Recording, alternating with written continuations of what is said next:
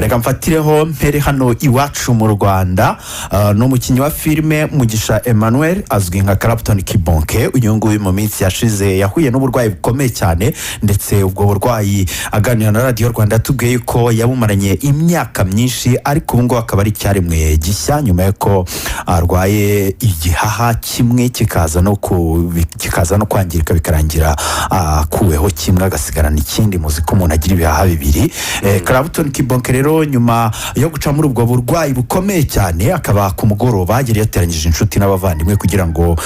ashimira abamubaye hafi, ariko kandi anashime n'Imana yabanye nawe muri urwo rugendo. Byaje kurangira rero ashimiye umugore we Ntambara Jackie, bamaze kubyarana abana batatu. Yamuhaye imodoka nziza cyane mu bwoko bwa Tucson,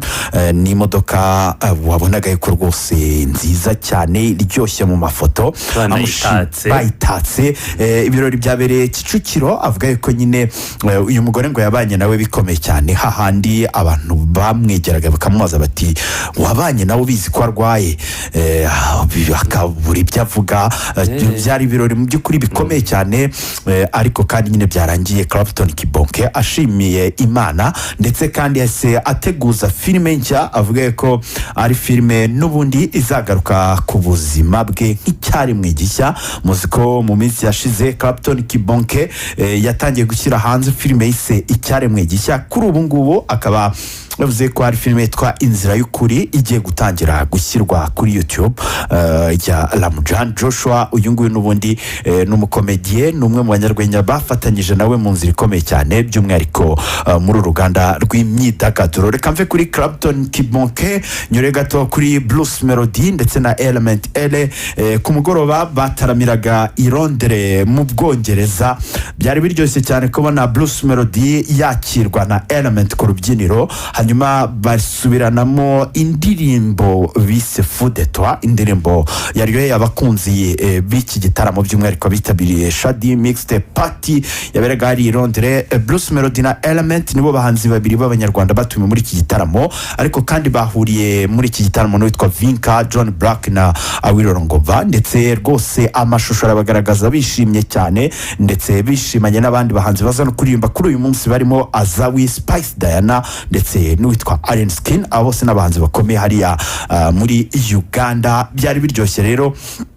kubabona bataramye ndetse biryoshye nyiri ku bahanzi bo muri Uganda. Uwitwa Eddie Kenzo muri weekend nibwo yatangaje yuko ngo ari abahanzi mu by'ukuri bakira amafaranga bahawe na leta ya Uganda, ariko bakaba barananiwe kwishyura. Avuga yuko ngo ayo mafaranga nubwo bayahawe ku nguzanyo nto kugira ngo bazishyure nyine kuri rate yo hasi cyangwa se ku nyungu yo hasi, ariko bakwiye gutekereza yuko atari amafaranga baherewe ubuntu ndetse ngo bazagenda bayishyura. Nabonye byababaje cyane witwa Azawi yashubije Eddie Kenzo amubwira yuko mu by'ukuri ngo bibabaje kubona aya mafaranga abahanzi bakuru bamaze kugira aho bagera bo bayafatira ubuntu, nyamara abahanzi bakiri batoya ngo bakaba bayafata bagomba kuzayishyura. Ati rero ni kimwaro gikomeye cyane byakabaye abakuru bazayafata nta kwishyura. We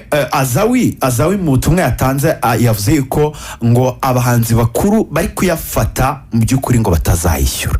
hanyuma ngo ariko abatoya ngo bakababwira yuko ngo bazayishyura. Ati nawe uzatwereke niba waratangiye kwishyura kuyo watangiye gufataho, hanyuma n'abandi bahanzi bato nabo bakurebereho bagufatireho urugero rwiza batangire kwishyura. Ibirori bya bal birakomeje hano iwacu mu Rwanda, biherekezwa n'imyidagaduro of course. Ku munsi w'ejo Ubwiza ndetse na Kenisol baririmbye muri BK Arena. Kuri uyu munsi ni Aline Sano ndetse na Chris Ize. Biraza kuba biryoshye cyane kongera kubona aba bahanzi babiri ku rubyiniro, ndetse ni bamwe mu bahanzi nyine bakunzwe muri iki gihe hano iwacu.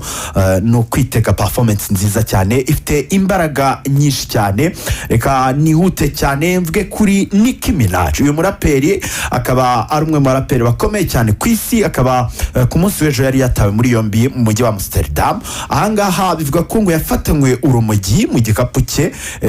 Icyo gikapu yavuze yuko mu by'ukuri cyari bike ariko ngo urumogi ari urwo umurinzi we atabwa muri yombi rero nubwo yaje kurekurwa ariko hari ingaruka byagize kubera yuko Nicki Minaj ku bitaramo yari afite gukorera i Londres mu Bwongereza ndetse ni Manchester mu Bwongereza byabisubitse avuga ko ari abantu n'ubundi bakomeje gushaka kumwicira ibitaramo yafunzwe amasaha ageze ku 8 Amsterdam kugira ngo nyine abashe kwisobanura kuri urwo rumogi bamufatanye hanyuma ariko kuri uyu munsi yagombaga kuba ataramira Birmingham aho ngaho ni mu Bwongereza ariko kandi ku munsi w'ejo nabwo yagombaga gutaramira i Manchester mu Bwongereza ibyo bitaramo byombi kongeraho n'icya London baravuga ko icya London nacyo gishobora gusubikwa mu by'ukuri birumvikana ko ari ibihe bikomeye cyane kuri Nicki Minaj uvuga ko ari abantu bakomeje kumugendaho kugira ngo bamwicire ibitaramo reka nyure muri Tanzania uwitwa Harmonize ku munsi w'ejo yamurikaga album ye ya 5 Harmonize yari yatumiye Diamond Platnumz yatumiye Zuchu yatumiye Juma Juicy Mario AY n'abandi bahanzi bakomeye uyu Diamond Platnumz ndetse rwose ntiyabashe kugaragara muri iki gitaramo Madame Samia Suluhu Hassan president wa Tanzania yageze ku rubyiniro niwe watangije igitaramo hanyuma hamagara abahanzi afite ndashaka kureba niba Diamond Platnumz yaje gushyigikira mugenzi we ndashaka kureba niba Rayvanny yaje gushyigikira mugenzi we aramubura ariko nyine n'ubundi n'ibyavugwaga yuko mu by'ukuri aba bahanzi ko ari babiri bitewe n'ibihe baciyemo bikomeye nyuma yo gutandukana muri Wasafi Record Label mu by'ukuri Diamond Platnumz atazagaragara muri iki gitaramo ni nako byagenze rwose byaje kurangira atagaragaye muri iki gitaramo aravuga ati rero Harmonize mu gusoza igitaramo aravuga ati ibyo twari dufite gukora nibyo ariko kandi tugiye gutangira gukora byinshi kubirenze mu byo twateguye Harmonize mu kumurika iyi album ye ya 5 yahise avuga ko ku itariki 3 z'ukwezi kwa 6 azashyira hanze indirimbo zizaba zigize album yateguye kugira ngo ayiture Perezida Madame Samia Suluhu Hassan ni indirimbo harimo niyo yakoranye n'icyamamare mu muziki wa Afrika Wirorongova ni indirimbo zigeze ku 10 zose ni album avuga ko yatuye umukuru w'igihugu cya Tanzania ati watubereye urugero rukomeye cyane ndetse mu by'ukuri hari byinshi dukwiye kuba tuvuga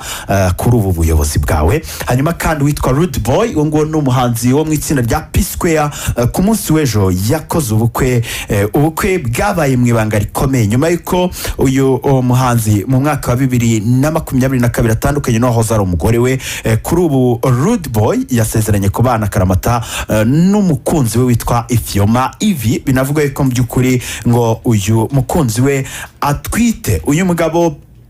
ubundi ibintu bye asanzwe abishyira mu itangazamakuru cyane ariko mu by'ukuri ugiye kureba urasanga ifoto ya mbere amaze kuyipostinga mu minota 6 yonyine ishize bivuze ko ubukwe yagerageje kubukora mu ibanga kugeza burangiye nubwo nyine ibitangazamakuru ndetse n'abapaparazi bakomeye hariya baba basohora amakuru ariko mu by'ukuri navuga yuko uwitwa Rude Boy wo mu itsinda rya P-Square we yari yabikoze mu ibanga hanyuma kandi uwitwa Madonna yamaze gutandukana no ari umukunzi we bivuga ko mu by'ukuri ngo hari ibyo batumvikanyeho n'umukunzi w'imyaka 30 mu gihe Madonna afite imyaka 65 ngo mu byo batumvikanyeho harimo n'uburyo bwo kujera umutungo